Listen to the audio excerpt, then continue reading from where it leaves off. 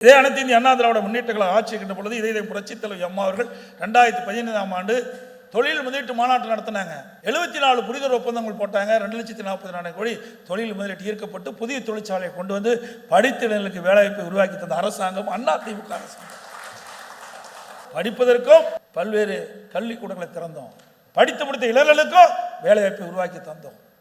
அதே வழியில் வந்து அம்மாவுடைய அரசு 2019 ஜனவரி மாதம் தொழில் முதலீட்டு மாநாட்டு சென்னையில் நடத்தி சுமார் 304 புரிந்துணர்வு ஒப்பந்தங்கள் போட்டு 3,05,000 கோடி தொழில் முதலீட்டு ஈர்க்கப்பட்டு பல தொழிற்சாலைகள் நிறைவு பெற்று பயன்பாட்டுக்கு வந்துட்டது.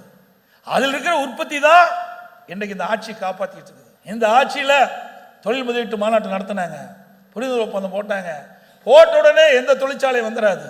ஒரு தொழிற்சாலை அமைக்க வேண்டும் என்று சொன்னால் முதற்கட்ட பணிகள் செய்ய வேண்டும், நிலம் எடுக்க வேணும், பிறகு அதற்கு தேவையான அனுமதிகள்லாம் பெற வேண்டும், பிறகு அது நிதி ஆராய்ச்சி பெற வேண்டும், கட்டுமானம் செய்ய வேண்டும். இதையெல்லாம் செய்ய வேண்டும் என்று சொன்னால் குறிப்பிட்டது ஒரு 3 ஆண்டு காலமாக புதிய தொழிற்சாலை அமைப்பதற்கு காலம் பிடிக்கும்.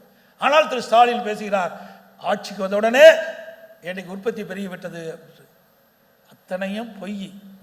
அதிமுக ஆட்சியில் தொழில் முதலீட்டை கொண்டு வந்து அதனால் தொழிற்சாலைகள் அதிகமாக நிறுவப்பட்டு அதனுடைய பயன்பாட்டு வந்தவங்க தான் உற்பத்தி பெருகி இருக்குது. இதுதான் யதார்த்தமான உண்மை. அது அவருக்கும் தெரியும். பொய் பேசல வல்லவர்கள். அண்ணன் சொன்ன மாதிரி பொய்யை எப்படி பேசணும், மக்களை எப்படி நம்ப வைக்க வேண்டும் என்பதை வல்லவர்கள் திராவிட முன்னேற்ற கழகத்தை சேர்ந்தவர்கள்.